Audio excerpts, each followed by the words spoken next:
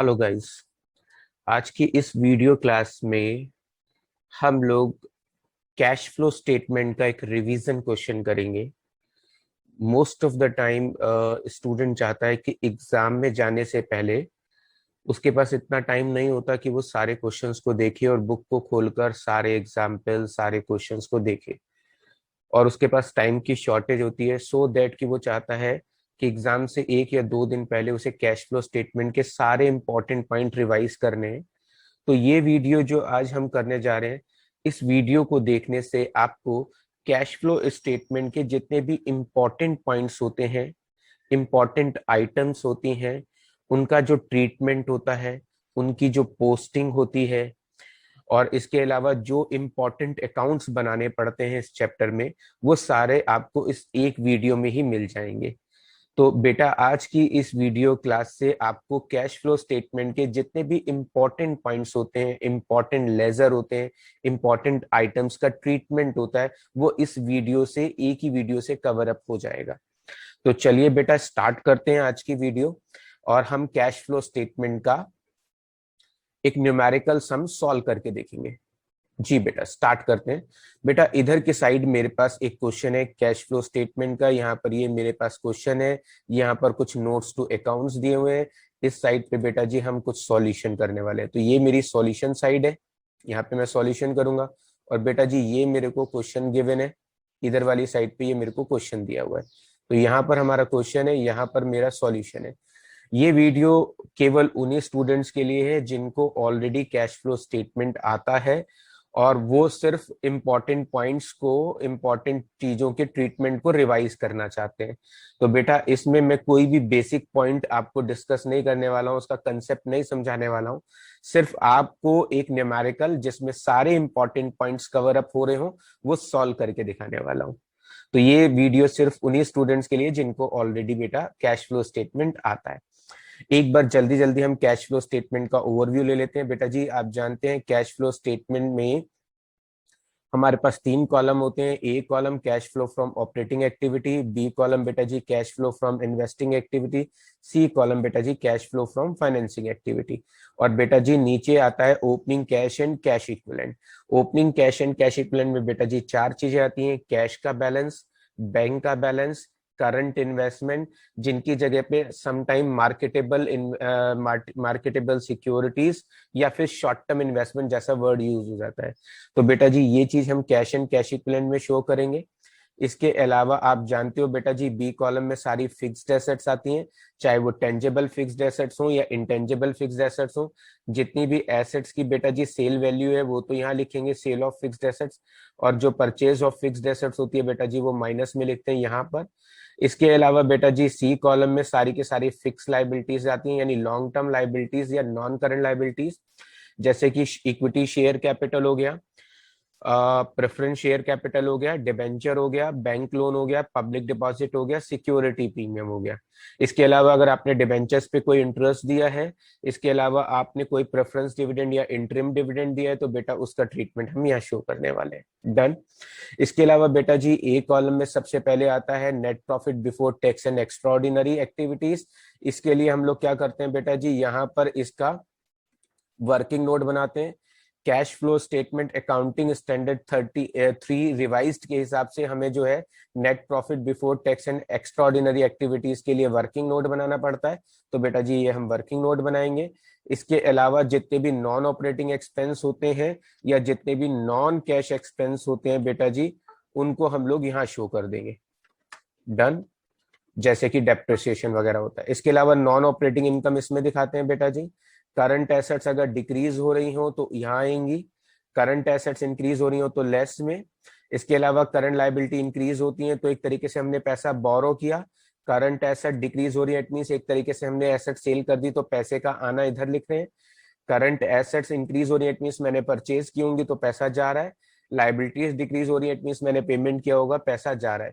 तो आप जानते हैं कैश फ्लो स्टेटमेंट में पैसे का आना प्लस होता है बेटा, और कैश कैश का जाना बेटा माइनस होता है।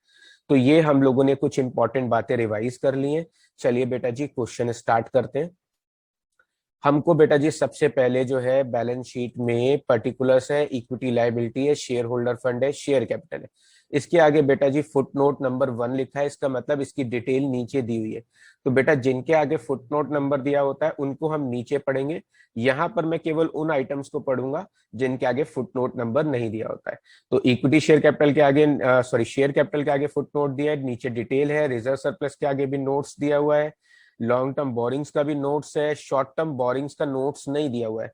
और यहाँ पर बेटा जी शॉर्ट टर्म बोरिंग्स जो है हमारी 2011 से 2012, यहाँ पे ईयर रिवर्स छपे हुए हैं। तो मैं सबसे पहले 2011 की वैल्यू पढ़ूंगा, फिर 2012 की वैल्यू पढ़ूंगा। बेटा जी मेरी शॉर्ट टर्म बोरिंग्स 30,000 से 20,000 हो गई है। मींस मेरी शॉर्ट टर्म बोरिंग्स बेटा जी क्या हो रही है, डिक्रीज हो रही है। और शॉर्ट टर्म बोरिंग्स बेटा जी सी कॉलम में आती है। होती करंट लाइबिलिटी है बेटा, आती सी कॉलम में। तो शॉर्ट टर्म बोरिंग्स डिक्रीज हो रही है, इट मींस मैंने पेमेंट कर दी होगी। तो मैं यहाँ पर शो कर देता हूँ शॉर्ट टर्म बोरिंग्स को बेटा जी कितने रुपए से डिक्रीज हो रही है, 10,000 रुपए से। मैंने शॉर्ट टर्म बोरिंग्स को बेटा जी यहाँ शो कर दिया 10,000 रुपए। डन बेटा जी। उसके बाद बेटा जी हमको क्वेश्चन में ट्रेड पेबल्स दिए हैं, अदर करंट लाइबिलिटी है, शॉर्ट टर्म प्रोविजंस है। इन सब के आगे फुटनोट नंबर दिया हुआ है, तो हम इन्हें नीचे पढ़ेंगे। उसके बाद आता है बेटा जी एसेट्स में, नॉन करंट एसेट्स में फिक्स्ड एसेट्स के अंदर टेंजेबल फिक्स्ड एसेट्स, इसके भी नोट्स नंबर दिया हुआ है। इंटेंजेबल एसेट्स का भी नोट्स नंबर दिया है। उसके बाद बेटा जी नॉन करंट इन्वेस्टमेंट दिए। नॉन करंट इन्वेस्टमेंट मींस वो इन्वेस्टमेंट जो हमने लॉन्ग टर्म पीरियड के लिए पैसा इन्वेस्ट किया है मार्केट में। तो बेटा जी इन्वेस्टमेंट 2 लाख से 2,30,000 से 1,50,000 हो रहे हैं, यानी कि ये इन्वेस्टमेंट डिक्रीज हो रहे हैं। डिक्रीज हो रहे हैं तो बेटा जी हम इन्वेस्टमेंट को क्या मानेंगे, अपनी सेल। तो हम यहाँ पे 80,000 रुपीज को अपनी सेल में दिखा रहे हैं बेटा जी, सेल ऑफ फिक्स्ड एसेट्स की हेडिंग के अंदर। जी बेटा जी। डन। उसके बाद आगे आते हैं बेटा जी क्वेश्चन में। उसके बाद हमको करंट इन्वेस्टमेंट दिए हैं। बेटा जी जो करंट इन्वेस्टमेंट होते हैं, जो करंट इन्वेस्टमेंट होते हैं उसे हमेशा कैश एंड कैश इक्विवेलेंट के साथ ऐड करके दिखाते हैं। हमको यहाँ पर बेटा जी कैश एंड कैश इक्विवेलेंट में दिया हुआ है 1,40,000। हालांकि इसका नोट्स नंबर दिया है जो अभी हम नीचे जाकर पढ़ने वाले हैं। जी बेटा जी। तो यहाँ पर हमें करंट इन्वेस्टमेंट दिए हैं। करंट इन्वेस्टमेंट को हमेशा कैश एंड कैश इक्विवेलेंट के साथ जोड़कर दिखाते हैं। इसके लिए नोट्स नंबर 10 दिया है बेटा जी। आइए नीचे पढ़ लेते हैं कि इसके नोट्स में क्या है। हमें टीचर ने कहा है कैश एंड कैश इक्विवेलेंट के नाम पर हमारे को कैश का ओपनिंग बैलेंस बेटा जी 40,000 और बैंक का ओपनिंग बैलेंस 60,000 दिया है। क्लोजिंग बैलेंस 60,000 रुपए है और बैंक का क्लोजिंग बैलेंस 80,000 है। तो बेटा जी कैश और बैंक यानी इसमें कोई ऐसी खास बात नहीं है जिसको हमें सोचना पड़े। तो बेटा जी अब मैं क्या करूंगा, करंट इन्वेस्टमेंट का ओपनिंग बैलेंस 40,000 और कैश एंड कैश इक्विवेलेंट का ओपनिंग बैलेंस 1,00,000। तो दोनों को जोड़कर बेटा जी यहाँ पे लिख दूंगा 1,40,000 आउटर कॉलम में opening cash and cash equivalent में 1,40,000 रुपए। जी बेटा। ऐसे ही मैं क्लोजिंग लिखूंगा बेटा जी 1,40,000 में 20 जोड़ूंगा, कितना हो जाएगा 1,60,000 रुपए। यहाँ पर मैंने लिख दिया 1,60,000 रुपए। डन बेटा जी।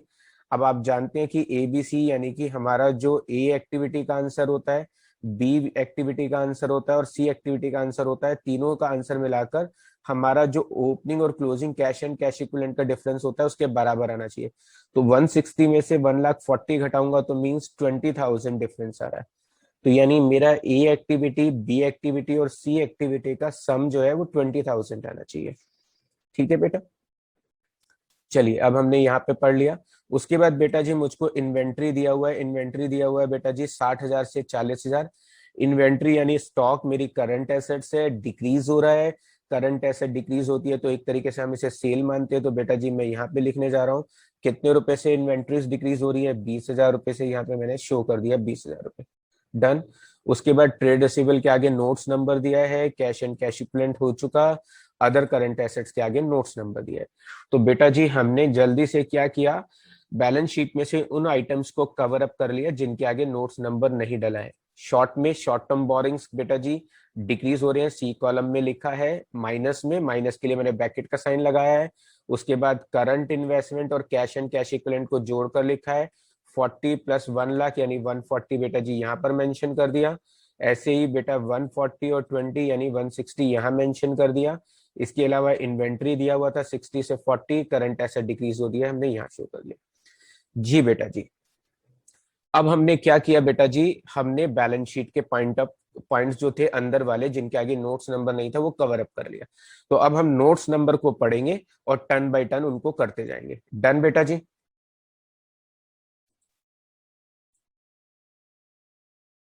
जी बेटा जी, अभी क्या है, मैंने यहां से उस बैलेंस शीट को बेटा जी रिमूव कर दिया है, सो दैट कि जो आगे के नोट्स नंबर है हमारे लिए वही यूजफुल थे। तो मैंने बैलेंस शीट को यहां से रिमूव करके थोड़ा सा इनका फोंट साइज बड़ा कर दिया, सो दैट कि आपको वीडियो में बेटा जी इनका जो फोंट साइज है वो थोड़ा बड़ा होकर दिखे, और जो मैं इनकी पोस्टिंग करूँ वो ज्यादा अच्छे से आपको वीडियो में दिखाई दे जाए। चलिए बेटा जी, अब नोट्स नंबर शुरू करते हैं। इक्विटी शेयर कैपिटल बेटा जी लास्ट ईयर में 1 लाख थी, जो अब इंक्रीज होकर 3 लाख हो गई। इक्विटी शेयर कैपिटल बेटा जी इंक्रीज होती है तो बेटा कहाँ आती है, सी कॉलम में। तो बेटा जी इक्विटी शेयर कैपिटल इंक्रीज हो रही है, मैं सी कॉलम के प्लस में लिख रहा हूँ। डन, मैंने मेंशन कर दिया। उसके बाद बेटा जी प्रेफरेंस शेयर कैपिटल है जो 1 लाख रुपए से बेटा जी 1 लाख रुपए से डिक्रीज होके 60 हजार रुपए हो गई।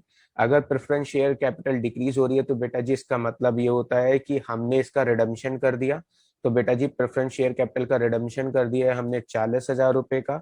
मैंने यहाँ पर 40 हजार रुपए शो कर दिया कि मैंने इसका रिडम्शन कर दिया है। बेटा जी प्रेफरेंस शेयर कैपिटल के बारे में अक्सर एडजस्टमेंट आ जाती है। एडजस्टमेंट भी है बेटा जी कि हमने जो प्रेफरेंस शेयर कैपिटल का रिडम्शन किया है वो 10% प्रीमियम पर किया है। इसका मतलब होता है कि जब हमने प्रेफरेंस शेयर कैपिटल का रिडम्शन किया तो बेटा जी 10% एक्स्ट्रा पैसा दिया। तो बेटा जी मैंने पेमेंट की है 40 हजार, जितनी आपने पेमेंट की है बेटा उस अमाउंट पे प्रीमियम निकलता है। बहुत सारे स्टूडेंट को कंफ्यूजन होता है कि ओपनिंग बैलेंस पे निकलेगा क्लोजिंग बैलेंस पे निकलेगा, नहीं बेटा, जो डिफरेंस आपने पे किया है उस पर निकलता है। तो मैंने कितना पेमेंट किया है प्रेफरेंस शेयर कैपिटल का, जब रिडम्शन किया तो 10% यानी कि 4 हजार रुपये मैंने एक्स्ट्रा पेमेंट किया है। तो बेटा जी जो मैंने 4 हजार रुपये एक्स्ट्रा दिया है एक बार यहाँ माइनस करेंगे, और जो 4 हजार रुपये मैंने एक्स्ट्रा दिया वो मेरा लॉस है, उसे नॉन ऑपरेटिंग एक्सपेंसेस में यहाँ भी शो करेंगे, premium on redemption of preference share capital. तो इसको 2 बार शो करते हैं। डन बेटा जी? उसके बाद आते हैं बेटा जी प्रॉफिट एंड लॉस, ये बहुत इंपॉर्टेंट पॉइंट है। प्रीवियस ईयर में 40 हजार रुपये बेटा जी माइनस में दिए, इट मीन ये लॉस है, और यहाँ पर 1 लाख रुपए प्लस में दिए, इट मीन ये प्रॉफिट है। अब बेटा जी मुझे देखना है, यानी पिछले साल हम 40 हजार घाटे में थे और इस साल 1 लाख प्लस में। इसका मतलब ये है कि हमारी फर्म ने पहले तो वो 40 हजार का घाटा कवर किया, और उस घाटे को कवर करने के बाद हम 1 लाख प्लस में आ गए। तो इट मीन बेटा जी इस साल का नेट प्रॉफिट 1,40,000 है। आपको समझाने के लिए बेटा जी मैं यहाँ लिख देता हूँ, क्लोजिंग बैलेंस में से बेटा जी हमेशा, क्लोजिंग बैलेंस में से हमेशा माइनस करते हैं ओपनिंग बैलेंस। और ओपनिंग बैलेंस ऑलरेडी माइनस में है बेटा जी, तो 1 लाख में से माइनस करूंगा, माइनस के 40 हजार तो कितना बन जाएगा, 1,40,000। आप ऐसे कर सकते हैं। तो ये मेरा नेट प्रॉफिट हो गया 1,40,000 जो मैंने यहाँ शो कर दिया। उसके बाद नेक्स्ट पॉइंट में आते हैं बेटा जी सिक्योरिटी प्रीमियम है। हमेशा बेटा जी सिक्योरिटी प्रीमियम इंक्रीज होता है, और ये कहाँ आता है, सोर्सेज वाले कॉलम में। तो यहाँ पर बेटा जी मैंने 30 हजार रुपये शो कर दिए कि हमने इस साल जो है मार्केट में शेयर्स प्रीमियम पर बेचे हैं। उसके बाद बेटा जी जनरल रिजर्व है, 40 हजार से 1 लाख रुपए हो रहा है। जनरल रिजर्व इंक्रीज हो रहा है बेटा जी वर्किंग नोट में आता है। तो जनरल रिजर्व हमारा इंक्रीज हो रहा है कितने रुपए का, बेटा जी 60 हजार पर 40 हजार से कितना हो गया हमारे पास, 1 लाख हो गया। बेटा जी इंक्रीज होता है तो यहाँ पे प्लस में आता है, अगर बाई चांस डिक्रीज हो जाए तो बेटा जी यहाँ माइनस में आएगा। यानी अगर डिक्रीज हो रहा है तो बेटा जी आप यहाँ माइनस में लिख सकते हैं। डन। फिलहाल मेरा इंक्रीज हो रहा है इसलिए मैंने प्लस में लिखा है। उसके बाद वापस आ जाते हैं बेटा जी डिबेंचर्स पे। डिबेंचर 1 लाख से बेटा जी कितने हो रहे हैं, डिबेंचर 1 लाख से 60 हजार हो रहे हैं। डिबेंचर डिक्रीज हो रहे हैं बेटा जी, कितने रुपए से डिक्रीज हो रहे हैं, 40 हजार रुपए से। इसका मतलब मैंने डिबेंचर्स का रिडम्शन कर दिया है, और रिडम्शन ऑफ डिबेंचर्स को हम बेटा जी कहाँ शो करेंगे, सी कॉलम में। यहाँ पे मैंने 40 हजार रुपये डिबेंचर्स का रिडम्शन कर दिया कि हमने पेमेंट दे दिया। अब ये जो डिबेंचर के आगे परसेंटेज लिखा होता है, इसका मतलब बेटा जी इतने परसेंट हमें डिबेंचर पे इंटरेस्ट भी देना है। तो अब हमें डिबेंचर पे इंटरेस्ट निकालना पड़ेगा। मैं डिबेंचर पे इंटरेस्ट की कहानी समझा देता हूँ। बेटा जी अगर हमें क्वेश्चन में कुछ भी मेंशन नहीं है तो इंटरेस्ट हमेशा ओपनिंग बैलेंस पे निकालते हैं अगर डेट गिवन नहीं है। और अगर क्वेश्चन में डेट गिवन है हमें प्रीवियस ईयर की, तो हम इंटरेस्ट इस साल के बैलेंस पे निकालते हैं। और अगर इस साल के बैलेंस इस ईयर की डेट दी होती है तो हम जो डिबेंचर का इंटरेस्ट है वो प्रीवियस ईयर बैलेंस पे निकालते हैं। तो फिर से रिपीट करता हूं, अगर कोई डेट गिवन नहीं है तो ओपनिंग बैलेंस पे, अगर हमें लास्ट ईयर की डेट है तो हम करंट ईयर के बैलेंस पे निकालेंगे, और करंट ईयर की डेट है तो हम प्रीवियस ईयर बैलेंस पे इंटरेस्ट निकालेंगे। और कई बार क्या होता है, डेट बीच किया जाती है कि हमने जो डिबेंचर्स पे डिबेंचर्स का रिडम्पशन किया है वो ईयर के मिड में किया है, जैसा कि मैंने इस क्वेश्चन में लिया है।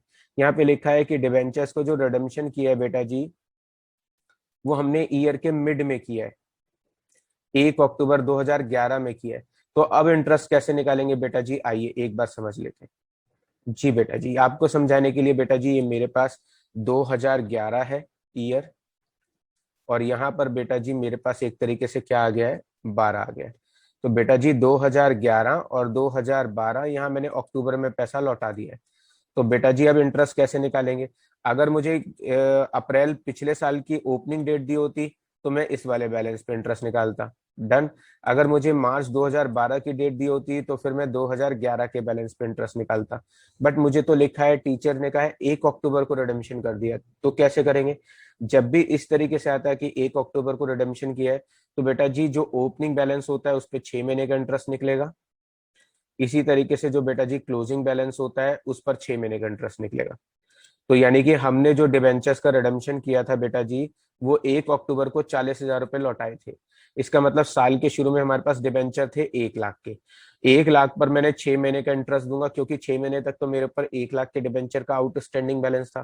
तो 1 लाख पर 10% के हिसाब से पूरे साल का ब्याज 10,000 होगा, तो 6 महीने का ब्याज कितना बैठेगा बेटा जी, 5,000 रुपए। इसी तरीके से बेटा जी जो लास्ट में यहाँ पे 40,000 लौटा दिए, तो अब आखिरी के 6 महीने में मेरे ऊपर डिवेंचर का कितना आउटस्टैंडिंग बैलेंस है, 60,000 का। तो बेटा जी 60,000 पर 10% के हिसाब से 6 महीने का इंटरेस्ट निकालेंगे। 60,000 पे 10%, 6,000 पूरे साल का होता है, तो 6 महीने का कितना होगा बेटा जी, 3,000 रुपए। ये मेरा 6 महीने का इंटरेस्ट आ गया। अब बेटा जी टोटल इंटरेस्ट हो गया 8,000 रुपए का। अब इसको शो किस तरीके से करेंगे बेटा जी, जितना भी इंटरेस्ट बेटा जी हम दे रहे हैं वो एक बार तो हम यहाँ शो करते हैं, टोटल इंटरेस्ट हमने 8,000 रुपए का दिया है, ये मेरा एक्सपेंस है, नॉन ऑपरेटिंग एक्सपेंस है। और इसके अलावा इंटरेस्ट ऑन डिबेंचर को यहाँ मैं ब्रैकेट में शो कर रहा हूँ कि इतना मैंने डिबेंचर्स पे इंटरेस्ट पे कर दिया बेटा जी, डन। ये हमारा डिबेंचर का इंटरेस्ट का ट्रीटमेंट था। अब आते हैं आगे बेटा जी, क्रेडिटर्स दिए हुए हैं हमारे 2 लाख से 40,000, यानी कि हमने क्रेडिटर्स को इस साल में 1,60,000 रुपए का पेमेंट कर दिया। क्रेडिटर डिक्रीज हो रहे हैं, इट मीन्स बेटा जी पैसा जा रहा होगा। 1,60,000 रुपए मैंने पेमेंट कर दिया है, यहाँ पे शो कर दिया। उसके नेक्स्ट बेटा जी मुझे बिल्स पे बिल दिए, 1,20,000 से 60,000 रुपए हैं बेटा जी, ये भी डिक्रीज हो रहे हैं।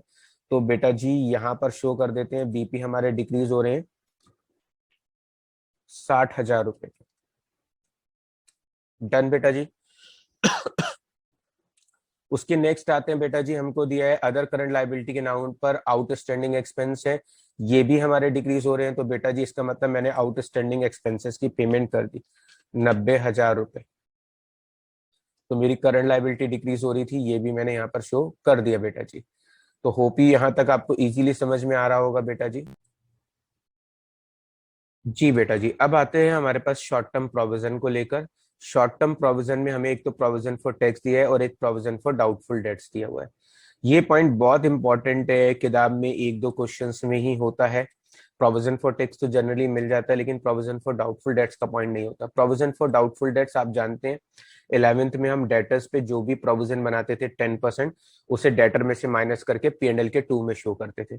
तो यहाँ पे जो प्रोविजन फॉर डाउटफुल डेट्स है बेटा जी, वो हमारा इंक्रीज हो रहा है कितने रुपए से, 40,000 रुपए से।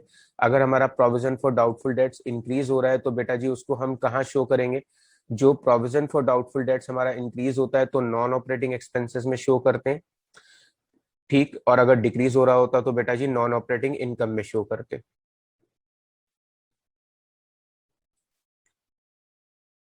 जी, तो प्रोविजन फॉर डाउटफुल डेट्स बेटा जी हमारा 10,000 से 50,000 रुपए हो रहा है, तो मैं यहाँ पे लिख देता हूँ प्रोविजन फॉर डाउटफुल डेट्स।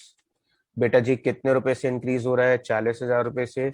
अगर बेटा जी डिक्रीज हो रहा होता तो मैं इसे नॉन ऑपरेटिंग इनकम में दिखाता, डन। ये तो हमने कवर अप किया प्रोविजन फॉर डाउटफुल डेट्स का ट्रीटमेंट। अब बात करते हैं बेटा जी प्रोविजन फॉर टैक्स की।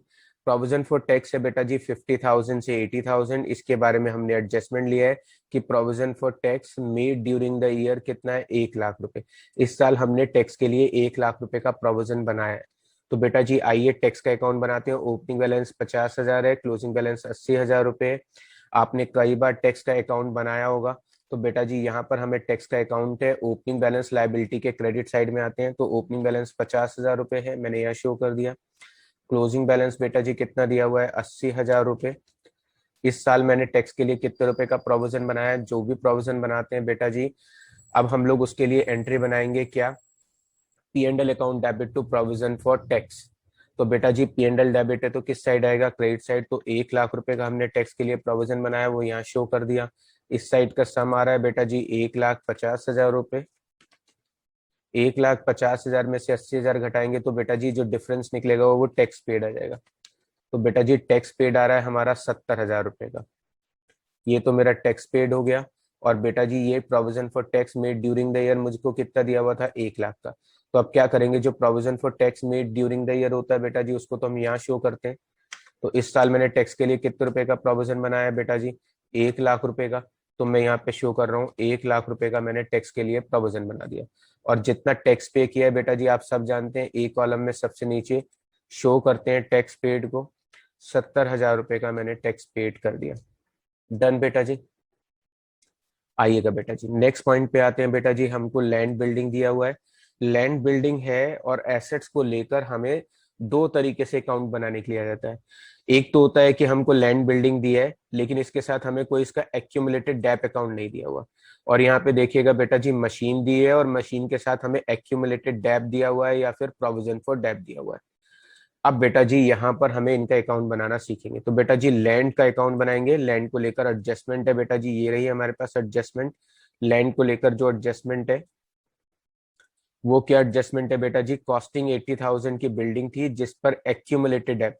एक्यूमुलेटेड डेप बेटा जी वो डेप होता है जो हम प्रीवियस ईयर में उस एसेट्स के ऊपर चार्ज कर चुके थे जो हमने बेची है। तो जो एसेट्स हमने बेची है उस पर पहले सालों में कितना डेप लग चुका है उसको बोलते हैं एक्यूमुलेटेड डेप। तो बेटा जी 80,000 की चीज पे 30,000 का डेप ऑलरेडी लग चुका था। तो 80 में से 30 गए, 50,000 की चीज को 20% प्रॉफिट पे बेच दिया। इसके अलावा टीचर ने कहा है dep charge during the year was कितना, 50,000। यानी इस साल में हमने बिल्डिंग पे कितना डेप लगाया वो भी गिवन है हम लोगों को। तो ये हमारी एडजस्टमेंट है। सबसे पहले हम डेप लैंड एंड बिल्डिंग का अकाउंट बनाते हैं। Opening balance 1 lakh, closing balance 2 lakh. जी बेटा जी तो बिल्डिंग का अकाउंट बनाते हैं। जितनी भी एसेट्स होती हैं डेबिट बैलेंस होता है तो मैंने 1 लाख यहाँ शो कर दिया। और क्लोजिंग बैलेंस बेटा जी यहाँ शो कर दिया 2 लाख।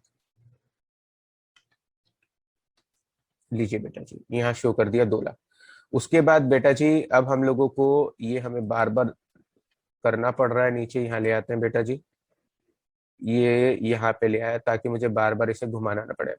तो बेटा जी क्वेश्चन में हमारे पास क्या है, 80,000 रुपए की बिल्डिंग थी।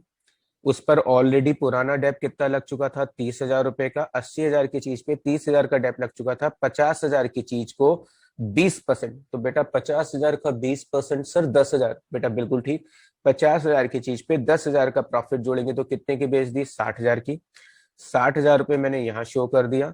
और जो 10,000 का प्रॉफिट होता है बेटा जी वो यहाँ पर आता है। 10,000 रुपए का प्रॉफिट मैंने यहाँ शो कर दिया। इसके अलावा dep charge during the year कितना है बिल्डिंग पे, इस साल में डैप लगा है बेटा जी 50,000 रुपए का, वो मैंने यहाँ पे शो कर दिया। कितना डैप लगा, 50,000 का। और कोई चीज नहीं है। अकाउंट का टोटल कर लेते हैं बेटा जी। इस साइड का सम आ रहा है 3,10,000 रुपए। 3,10,000 में से बेटा जी 1,10,000 घटाएंगे तो जो बैलेंसिंग फिगर है, ये जो चीज निकल रही है ये बैलेंसिंग फिगर है। बैलेंसिंग फिगर मेरी आ रही है बेटा जी 2 लाख रुपए की परचेस। तो मैंने ओपनिंग बैलेंस लिखा, क्लोजिंग बैलेंस लिखा। 80,000 की चीज थी, 30 का डेप लग चुका था। 50,000 की चीज 20% यानी 10,000 ज्यादा में बेची 60,000 की। 10,000 का प्रॉफिट हुआ, 50,000 का डेप यहाँ लिख दिया। डन बेटा जी। अब हमने ये सब चीजें लिख ली हैं। अब इनको लिखने का तरीका बेटा जी, ये तो आएगा नॉन ऑपरेटिंग एक्सपेंस में, NOE। मैं शॉर्ट में मेंशन कर रहा हूं बेटा जी, NOE। डन। ये थोड़ा सा मैं इसको इधर कर लेता हूँ। ये NOE नॉन ऑपरेटिंग एक्सपेंस में आएगा बेटा जी। ये बी कॉलम के प्लस में आएगा जो मैंने सेल की है। जो मेरी परचेज है बेटा जी वो बी कॉलम के माइनस में आएगी, क्योंकि इससे पैसा जा रहा है। ये जो मेरा 10,000 का प्रॉफिट दिया है, ये मेरा नॉन ऑपरेटिंग इनकम में आएगा बेटा जी, NOI लिख दिया मैंने इसके आगे, नॉन ऑपरेटिंग इनकम में। इसके अलावा और कुछ नहीं है। तो बेटा जी सेल के तो हो गए 60,000 रुपए और परचेज के हो गए 2 लाख। तो आइए बिल्डिंग की सेल और परचेज लिख लेते हैं। बेटा जी बिल्डिंग की सेल है 60,000 रुपए की, और बेटा जी बिल्डिंग की परचेज है बेटा जी 2 लाख रुपए की। ये मैंने बिल्डिंग की परचेज शो कर दी 2 लाख रुपए की। उसके बाद आते हैं बेटा जी, मुझे क्या था इसके अंदर और फाइंड आउट हुआ था, 50,000 का डेप्रिसिएशन है और 10,000 का प्रॉफिट है। तो 50,000 रुपए का डेप्रिसिएशन बेटा जी बिल्डिंग पे लगा है, तो 50,000 का डेप्रिसिएशन था यहाँ पे शो कर दिया, और 10,000 रुपए का प्रॉफिट ऑन बिल्डिंग था बेटा जी, वो नॉन ऑपरेटिंग इनकम में यहाँ शो कर दिया। डन बेटा जी। चलिए उसके बाद आते हैं बेटा जी आगे क्वेश्चन में। उसके बाद हम लोगों के पास ये हमने पोस्टिंग कर लिया इस चीज का। उसके बाद आते हैं मशीन। ये पॉइंट बहुत ज्यादा डिस्कस करते हैं स्टूडेंट की, लास्ट मोमेंट पे इसी पॉइंट को रिवाइज करने में बार बार दिमाग जा रहा होता है कि भाई ये पॉइंट हम एक बार रिवाइज कर लें। तो मैं आपको समझाता हूँ बेटा जी। मेरे पास मशीन दी हुई है 1,30,000 और 2 लाख, और उसका एक्यूमुलेटेड डेप दिया बेटा जी 30,000 और 50,000। हम यहाँ पर बैलेंस शीट में एक्यूमुलेटेड डेप, इसे बेटा प्रोविजन फॉर डेप भी बोलते हैं।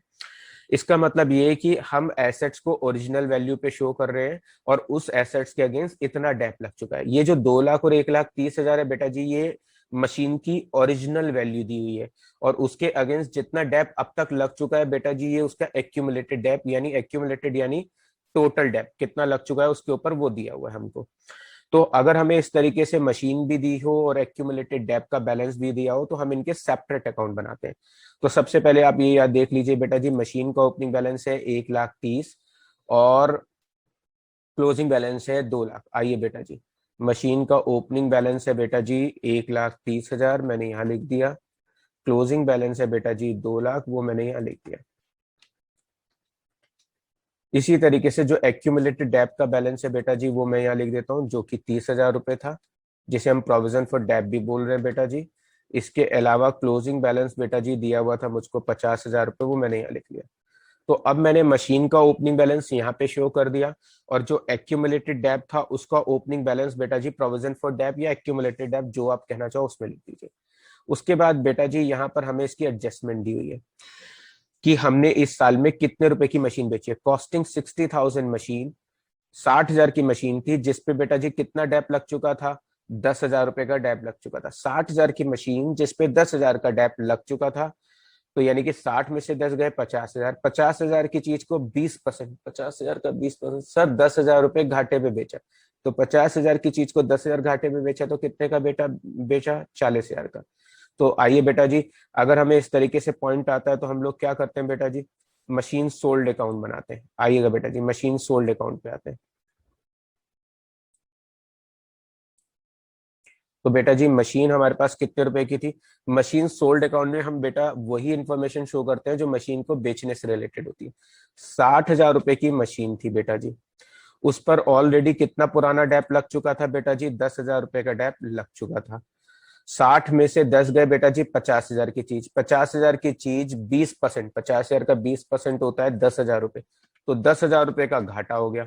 तो 50,000 की चीज को 10,000 घाटे में बेचा, तो कितने का बेचा सर, 40,000 का बेचा। तो मैंने बेटा जी यहाँ मेंशन कर दिया 40,000। टोटल बराबर कर देता हूँ बेटा जी 60,000, यहाँ पे टोटल बराबर कर लेता हूँ बेटा जी 60,000। डन। अब ये हम लोगों ने यहाँ पे शो कर दिया। अब इसके बाद इसकी पोस्टिंग कैसे करनी है बेटा जी, आप जानते हो लॉस आता है नॉन ऑपरेटिंग एक्सपेंस में। उसके बाद जो सेल आती है बेटा जी वो बी कॉलम के प्लस में। इसके अलावा एक्यूमुलेटेड डेप की पोस्टिंग कहाँ होती है बेटा जी, जो एक्यूमुलेटेड डेप होता है उसकी पोस्टिंग आपस में एक दूसरे के अकाउंट में होती है। तो जो एक्यूमुलेटेड डेप की पोस्टिंग होती है वो प्रोविजन फॉर डेप अकाउंट में करेंगे। इसी तरीके से बेटा जी जो मशीन हमने बेची है उसकी पोस्टिंग बेटा जी मशीन अकाउंट पे करके दिखाएंगे, ये इस तरीके से यहाँ पे करेंगे। अब मैं समझाता हुआ चलता हूँ बेटा जी, मेरे पास 1,30,000 की मशीन थी, उसमें से 60,000 रुपए की ओरिजिनल वैल्यू वाली मशीन मैंने बेच दी। 1,30,000 में से 60 की ओरिजिनल वैल्यू की मशीन बेच दी, तो बेटा जी बैलेंस होना चाहिए था 70,000, लेकिन टीचर ने कहा है हमारे पास बैलेंस बच रहा है 2 लाख का, तो इसका मतलब ये हुआ कि मेरे पास इस साल के लास्ट तक टोटल एसेट 2,60,000 की होनी चाहिए थी। तो यानी कि इसका मतलब 60 घटाने के बाद 70 का बैलेंस होना चाहिए, लेकिन टीचर कह रहा है बैलेंस 2 लाख का है, तो इट मीन बेटा इस साल में डेफिनेटली हमने कुछ परचेज की होगी जो हिडन वैल्यू है। तो ये हमारी हिडन परचेज है जो अब हम फाइंड आउट करने जा रहे हैं। 260 में से बेटा जी 130 घटाऊंगा तो 1,30,000 क्या आ जाएगी, परचेज आ जाएगी। यहाँ पे मैंने टोटल बराबर कर दिया 2,60,000। डन बेटा जी। 1,30 की चीज थी, 60,000 रुपए की एसेट बेच दी, बैलेंस होना चाहिए 70, बट टीचर कह रहे हैं कि बैलेंस 2 लाख है। It means balance 2 lakh show कर दिया टीचर की बात मानते हुए। तो इस हिसाब से अगर हम बैलेंसिंग फिगर देखें तो इस साल में हमने कुछ नई एसेट्स खरीदी होंगी जो हमारी परचेज है, जो हम बी कॉलम के माइनस में शो करेंगे। डन। अब आते हैं बेटा जी, मेरे पास 30,000 रुपए का डेप का एक्यूमुलेटेड डेप, साल के शुरू में 30,000 का डेप इकट्ठा था। उसमें से मैंने एक ऐसी एसेट बेच दी जिस पर 10,000 का डेप लगा हुआ था। तो जो एसेट्स मैंने बेच दी उसे मैंने अपने रिकॉर्ड से बाहर कर दिया। तो जो एसेट्स बेची उसे रिकॉर्ड से बाहर कर दिया है, तो ऐसे ही उसका डेप का रिकॉर्ड भी बाहर कर देंगे, क्योंकि जब मैंने एसेट्स ही बेच दी है तो एसेट्स ही नहीं रही, तो उसका डेप हम कैरी ऑन तो करेंगे नहीं। तो 30,000 रुपए स्टार्टिंग में एक्यूमुलेटेड डेप था, उसमें से एक ऐसी एसेट्स बेच दी है जिस पर एक्यूमुलेटेड डेप 10,000 का लग चुका था, तो मैं उसको रिमूव कर देता हूँ। इस हिसाब से मेरे पास बैलेंस बचना चाहिए था 20,000 का, लेकिन टीचर ने क्वेश्चन में बोला है कि हमारे पास डेप है 50,000 का। इसका मतलब ये हुआ कि इस साल में करंट ईयर में हमने कितना डेप लगाया वो हम बैलेंसिंग फिगर से अब फाइंड आउट करेंगे। तो बेटा जी 60 में से 30 घटाऊंगा तो 30,000 रुपए जो है वो मेरा बैलेंसिंग फिगर आ जाएगा। ये मेरा करंट ईयर का डेप होगा जिसे हम नॉन ऑपरेटिंग एक्सपेंस में शो करेंगे बेटा जी। तो ये हमने फाइंडिंग की है बेटा जी। मशीन अकाउंट बनाने से हमारे पास परचेज की फाइंडिंग हुई है, डेप अकाउंट बनाने से बेटा जी करंट ईयर डेप की फाइंडिंग हुई है, और जो मशीन सोल्ड अकाउंट है उसमें से जो चीजें हम पोस्ट करने वाले हैं वो देख लेते हैं। एक बार हाईलाइट कर देता हूँ, ये बेटा जी सेल है और ये बेटा जी मेरा लॉस है। डन बेटा जी। अब क्या करने वाले हैं, इनको लिखेंगे। सबसे पहले बेटा जी सेल याद कर लीजिए 40,000 की है और परचेज 1,30,000 की है। सेल 40,000 रुपए बेटा जी मैंने यहां शो कर दिया, और परचेज बेटा जी 1,30,000 की है, उसको मैंने यहां शो कर दिया। डन। अब आगे की चीजें देख लेते हैं और क्या फाइंडिंग हुई थी। डेप बेटा जी निकला है हमारे पास 30,000 रुपए का, और लॉस निकला है बेटा जी 10,000 का। तो बेटा जी डेप और लॉस ले लेते हैं। तो बेटा जी डेप कितना निकला है और लॉस कितना निकला है। लॉस तो निकला है बेटा जी 10,000 रुपए का, वो ले लिया। और डेप बैलेंसिंग फिगर से बेटा जी निकला था हमारे पास 30,000 रुपए का मशीन का, तो वो हम यहाँ शो कर देते हैं, डेप ऑन मशीन 30,000। डन बेटा जी। ये वो मेन एडजस्टमेंट थी जो हर स्टूडेंट एग्जाम में जाने से पहले चाहता है कि एक बार रिवाइज कर लो। चलिए बेटा जी आगे चलते हैं। बेटा जी गुडविल दी हुई है, आप जानते हैं कि गुडविल हमेशा डिक्रीज होती है। मैक्सिमम कैश फ्लो स्टेटमेंट के क्वेश्चन में यही दिया होता है, गुडविल को हम राइट ऑफ करते हैं, डिक्रीज हो रही है। और डिक्रीज होती है तो बेटा जी कहाँ शो करते हैं, नॉन ऑपरेटिंग एक्सपेंस में। मैंने यहाँ शो कर दिया। इसके अलावा बेटा जी पेटेंट्स दिए हुए हैं। पेटेंट अगर डिक्रीज हो रहे हो तो बेटा जी सेम ट्रीटमेंट होता है गुडविल वाला। पेटेंट भी डिक्रीज हो रहे होते तो मैं यहीं पे शो करता गुडविल के साथ, बट यहाँ पे पेटेंट इंक्रीज हो रहे हैं। इसका मतलब ये हुआ कि मैंने नए पेटेंट खरीदे होंगे। पेटेंट मेरी एसेट्स होती है, बी कॉलम में शो करेंगे बेटा जी परचेज कितने रुपए की, 10,000 की। मैंने पेटेंट की परचेज शो कर दी। उसके बाद आते हैं बेटा जी डेटर। डेटर मेरी करंट एसेट्स है, इंक्रीज हो रही है। डेटर करंट एसेट्स इंक्रीज हो रही है तो बेटा जी मैं यहाँ शो कर देता हूँ करंट एसेट्स इंक्रीज वाली हेडिंग में 60,000 रुपए। उसके नेक्स्ट बेटा जी मेरे को बी आर दिए हुए हैं जो कि 40,000 से 20,000 है। बेटा जी मेरी ये करंट एसेट डिक्रीज हो रही है 20,000 रुपए से, मैंने यहाँ शो कर दिया है 20,000 रुपए। उसके बाद कैश एंड कैश इक्विवेलेंट हो चुका। प्रीपेड एक्सपेंस भी करंट एसेट्स है, ये डिक्रीज हो रही है 10,000 रुपए से।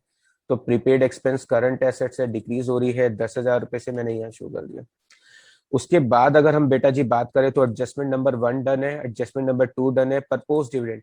अब आप जानते हैं कि जो नई अमेंडमेंट्स आई है प्रपोज डिविडेंड को लेकर, उसके अकॉर्डिंग प्रपोज डिविडेंड कभी भी अब बैलेंस शीट में नहीं दिया होता, वो हमेशा एडजस्टमेंट में दिया होता है। तो बेटा जी प्रपोज डिविडेंड जो है वो हमारा हमने पेड किया है 40,000 रुपए तो 2011 का, और जो 2012 का है वो अभी हमारा प्रपोज्ड है। यानी इतना तो प्रपोज्ड है और इतना पेड है। तो जब हमें एडजस्टमेंट में दिया होता है तो हम केवल वही वाला प्रपोज डिविडेंड लेते हैं बेटा जी जो पिछले साल का दिया होता है। जो इस साल का प्रपोज डिविडेंड होता है उसको हम यहाँ पर शो नहीं करते हैं कैश फ्लो स्टेटमेंट में। तो प्रपोज डिविडेंड बेटा जी 40,000 रुपए है, तो हम कहाँ शो करेंगे, एक बार तो बेटा जी प्रपोज डिविडेंड को हम यहाँ शो करेंगे 40,000 रुपए, यहाँ शो कर दिया। और इसके अलावा एक बार वर्किंग नोट में यहाँ शो करते हैं प्रपोज डिविडेंड को 40,000 रुपए। लीजिए बेटा जी मैंने यहाँ शो कर दिया 40,000। डन। ये एक नया ट्रीटमेंट था जो हमें आना चाहिए प्रपोज डिविडेंड को लेकर। डन बेटा जी, आगे चलते हैं। उसके बाद आते हैं बेटा जी, ये भी हो गया, प्रोविजन रिडम्पशन भी हो गया, डिबेंचर भी हो गया। जी बेटा जी, अब हमने इस क्वेश्चन के सारे इंपॉर्टेंट पॉइंट कवर कर लिए हैं, बस अब हमको अपना आंसर एस्टिमेट करना है। तो सबसे पहले बेटा जब हम आंसर निकालने की बात करते हैं तो सबसे पहले हम वर्किंग नोट का आंसर निकालते हैं। हमारे पास बेटा जी आंसर में क्या दिया हुआ है, हमारे पास आंसर में बेटा जी ये सारे पॉइंट्स दिए, तो मैं इन सबको जोड़ लेता हूँ बेटा जी।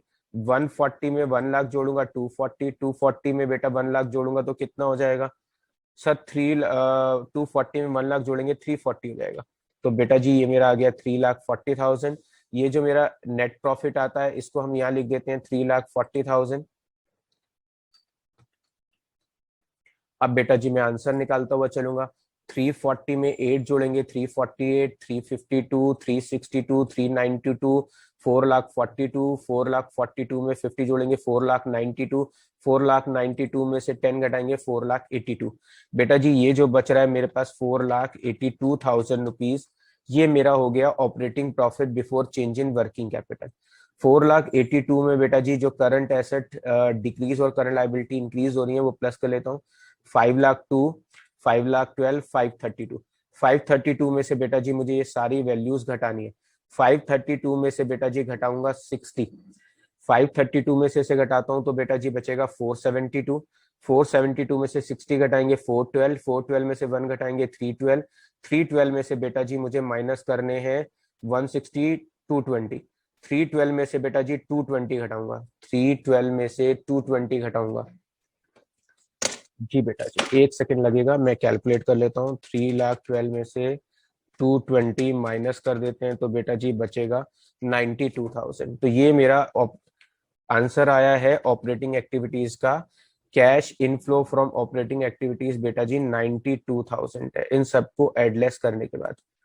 होप यू बेटा जी मेरी टोटलिंग सही हो और आंसर पहली बारी में मैच कर जाए। उसके बाद आते हैं बेटा जी बी कॉलम में। बी कॉलम में माइनस का सम ज्यादा लग रहा है बेटा जी। 2 लाख, ये है 60, 40, 80 यानी 180। 2 लाख में से बेटा जी ये वाले 180 घटाऊंगा तो 20 माइनस के बचेंगे। फिर यहाँ पे 130 है, 150, 160 माइनस हो गया बेटा जी। तो ये आंसर मेरा 1,60,000 माइनस में आ रहा है। जी बेटा अब आते हैं हम सी कॉलम में बेटा जी। यहाँ पे आंसर लेते हैं बेटा जी 2 लाख, 230, 230 में से बेटा जी 40 गए 190, 190 में से बेटा जी अभी मैं 4 को छोड़ देता हूँ। 190 में से बेटा जी 40 गए, 190 में से 40 गए तो बेटा जी 150, 150 में से 40 गए तो 110, 110 में से 10 गए तो बेटा जी 1 लाख, 1 लाख में से बेटा जी 12 गए तो 88,000। इसका आंसर आ रहा है बेटा जी 88,000। अब बेटा जी 88 में मैं क्या करूंगा, 88 में जोड़ूंगा बेटा जी मैं 92,000। अगर मैं करता हूँ 92 प्लस 88 तो बेटा जी 1,80,000 आएगा। तो बेटा जी इन दोनों का टोटल तो आ रहा है, ये दोनों तो प्लस के हैं, मैं इनको येलो से हाईलाइट कर देता हूँ बेटा जी ये दोनों प्लस के हैं। तो बेटा जी ये दोनों को जोड़ूंगा तो टोटल आ रहा है 180, 180 में से 160 जाएंगे तो आंसर विल बी 20,000 और हमारा आंसर 20,000 आ रहा है। तो बेटा जी ये आज का वीडियो क्लास था जिसमें हम लोगों ने कैश फ्लो स्टेटमेंट का एक ऐसा क्वेश्चन ट्राई किया जिससे हमें सारे इंपॉर्टेंट पॉइंट्स एक बार रिवाइज हो जाएं। कुछ ऐसी चीजें हैं जिनका लास्ट मोमेंट पे आप चाहते थे कि ट्रीटमेंट पता चल जाए, कुछ चीजों के लेजर समझना चाहते थे, वो सब हमने इस एक वीडियो से कवर अप किया है। होप यू बेटा ये वीडियो आपके लिए बहुत यूजफुल रही होगी।